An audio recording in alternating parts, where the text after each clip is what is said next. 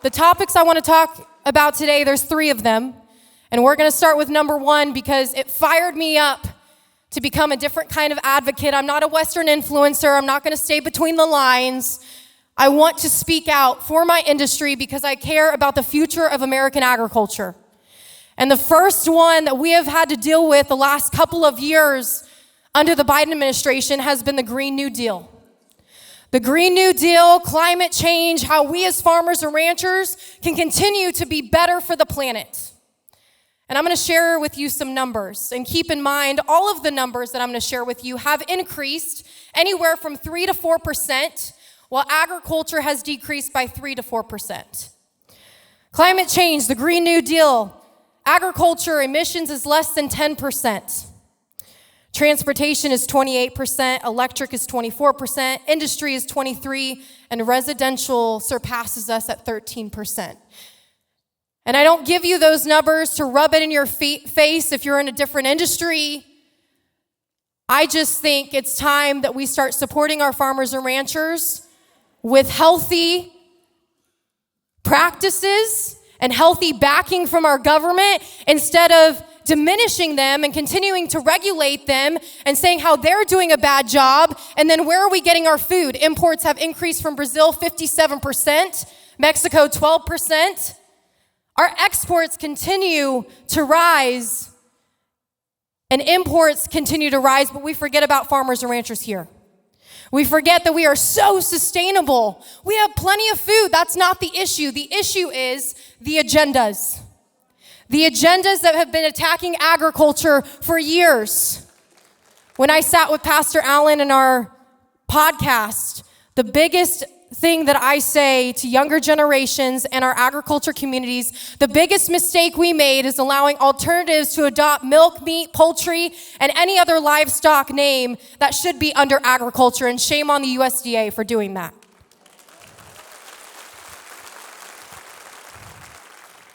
The money's there. $20 billion is there for climate change safe practices to hand over your farm and ranch in a climate change safe practice, environmentally friendly. If you want to run under the government, be my guest, sign the contract. But farmers and ranchers would rather sell than be owned by the government. So it's not just because they want the money. I see that a lot when I post things. It's not about the money for farmers and ranchers. If it was, agriculture, farmers and ranchers wouldn't be number 1 in mental illness right now across the country, right? It's because the government has weighed so heavy on the shoulders of farmers and ranchers, they can't financially take it anymore. They cannot keep going. A dairy farmer group that I follow a lot, it's called Keep the Lights On. They did what we as farmers should be getting paid with the prices that you are paying at the grocery store, between $45 and $50 per hundredweight. It is between $12 and $20 per hundredweight of what we get paid as dairy farmers. So just remember that when you go to a local farm and ranch and you buy from them, you're investing into their future because they need it. You're investing into them because you get that relationship with the family farmer rancher. And I'm going to skip over the second one. I'm going to do that one last. We're going to go to fear of food and trust in our God, because I really do believe that media, influencers, and certain groups have taken the opportunity to profit over fake marketing. There is a big word being tossed around right now. It's called mRNA vaccine. Okay? I need you to stay with me and have an open mind, because I have seen how labeling has been detrimental to our country. I see moms and dads going into the grocery store looking for certain labels and not even understanding what the label actually means. We have been a conventional farm my whole life. I have been able to treat my animals. I have been able to take care of them and their needs first. And I have been confident about that. But something that has challenged our confidence as family farmers and ranchers is consumer opinion. And as your consumer opinion gets more aggressive, the regulations from the government become more aggressive, because we have stopped trusting farmers and ranchers and the ability that God gave them to produce our food. And I just want to read something really quick. I was coming home from California visiting family last week, And I thought it was a great line. Our ability as farmers and ranchers is to know our environment and understand what we can be successful for our land and animals with what God has given us. He meant for us to live with his creation, not continue to find ways to make it better for our comfort. Can I say that one more time? He meant for us to live with his creation, not continue to find ways to make it better for our comfort. That is where I truly believe in the saying, we stopped living with the land and now we just live on it. It's a big reason. Tennessee has a problem. We have a big building problem. And the government wants to initiate more regulations. Guess what? I came from California. I know how those regulations end. With a contract, with heavier agendas. And if we continue in this dangerous trend, it's not just here in Tennessee, it's everywhere throughout our country that private land ownership rights are being taken up by eminent domain of our government and big corporations. And it's absolutely disgusting.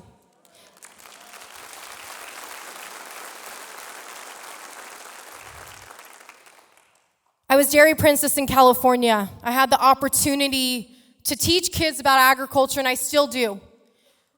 I opened our farm 3 years ago to tours of the public because I am not one to educate incorrectly.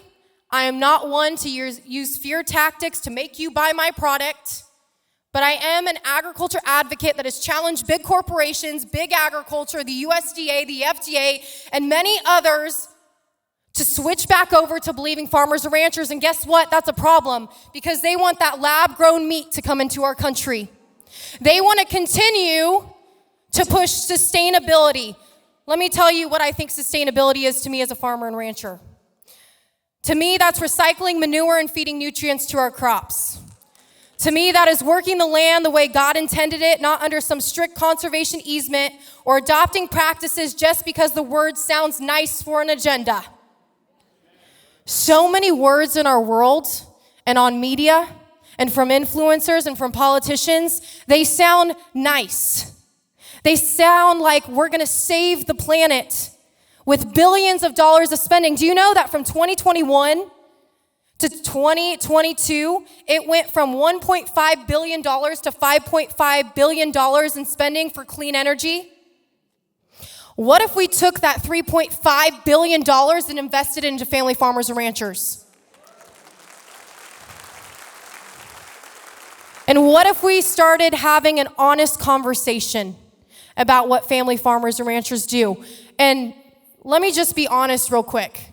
I'd say this all the time. I know farmers in Montana that own thousands of acres. You wouldn't even believe. They've been there since Billings was found, that are better farmers than some down the street that might have 5 cows. So it doesn't matter about the size. It doesn't matter what a generation you are, but it does matter what you are telling consumers. And that's what gets me fired up about the last year, and I expect it to continue in 2024, about the marketing tactics that some of these companies have raised. And it's not just one side or the other, it's both sides. Both sides are investing into food, and they're putting out that we're vaccination-free, we're antibiotic-free, we're grass-fed, we're better for you. I'm sorry, but God didn't make this world for every part of this state to be the same. He made different parts of the United States for farmers and ranchers to grow certain commodities and raise different kind of livestock for us to be fed as Americans. And the fact that the federal regulations have been so heavy on farmers and ranchers makes no sense. Because the way I farm here in Tennessee is not the same way that I farmed in California. And the way that Californians farm is not the same way as New York, but the government wants you to think that everybody can be grass-fed, that everybody can be organic, that everybody can be natural. We can't. We just can't. And so if you're out there fearing your food, I am here to tell you, please stop.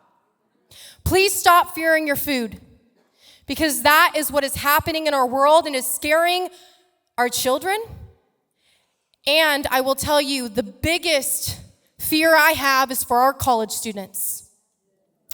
Bill Gates, one man that I do not much like. You know, amen to that. If you guys haven't looked it up, I encourage you. It's called Tough Study. Came out of Harvard. Lucky Charms is better for you than a steak and eggs. Can we look at how much sugar is in Lucky Charms? Just real quick. But those are the studies that's happening in colleges across the world. To become vegan and vegetarian is a popularity contest. It's not for your health. It's not for the planet. It's not for the future of our country, but let's adopt it because it's the cool thing to do. I know there's a lot of issues happening in our country, but the one thing that I really do think we're missing for the future of our economy is talking about farmers and ranchers more. Because we are less than 2% of the population, and the average age of a farmer is 60. And I'm sorry, but they're tired.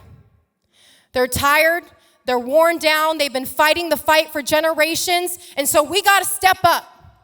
And there's not many of us advocates in the agriculture industry that would rather put their neck out there than get a brand ambassadorship from an agriculture company. And that's what's happening. I'm all for wearing a cowgirl and a cowboy hat and you dressing up, but if you have a platform that states that you are for agriculture, you better be fighting by my side. And so I'm asking you as consumers to take the time to educate yourself correctly.